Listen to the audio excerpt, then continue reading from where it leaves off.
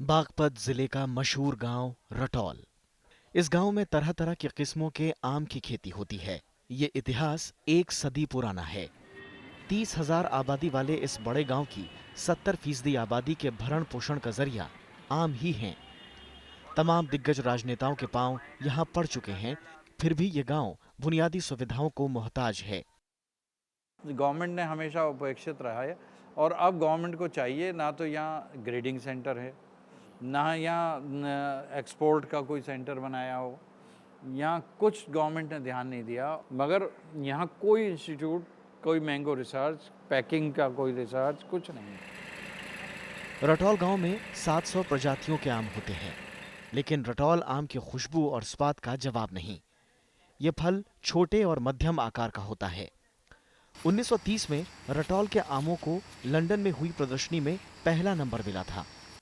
देश के बंटवारे के बाद रटौल प्रजाति यहीं से पाकिस्तान और बांग्लादेश गई, लेकिन आज इस आम का सबसे बड़ा निर्यातक पाकिस्तान है, जबकि जिस गांव से इन आमों की शुरुआत हुई वो अंधेरे में डूबा है। रटौल आम पेटेंट कराने की कोशिशें भी हुई, लेकिन बात नहीं बनी।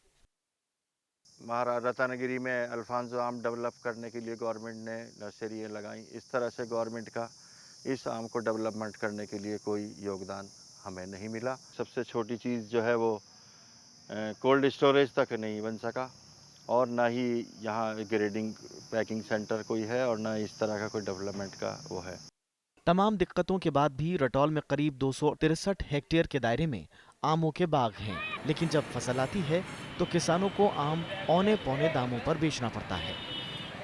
कोई ठोस मूल्य नीति न होने से बिचौलियों को फायदा होता है। उत्तर प्रदेश सरकार ने इसे फल पट्टी घोषित किया हुआ है, लेकिन इसका कोई फायदा इस गांव को नहीं मिल रहा। यहाँ आसपास ईंट भट्टों के विस्तार से आम बागानों पर बुरा असर पड़ा है।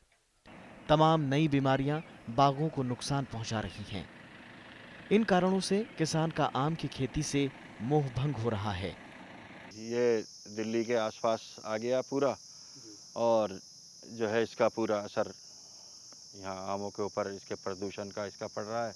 इसीलिए ना तो हमारे पास बाग ही रहे, अच्छी वो रही प्रदूषण की वजह से, और ना ही नोएडा, ग्रेटर नोएडा और दूसरे गुड़गांव की तरह यहाँ ना कोई विकास हो पा रहा है।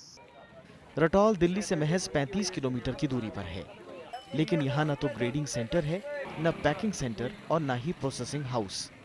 अगर यहाँ थोड़ी भी सुविधाएं विकसित हो जाएं, तो यहाँ का कायाकल्प हो सकता है। ग्राउंड रिपोर्ट के लिए अरविंद कुमार सिंह की रिपोर्ट।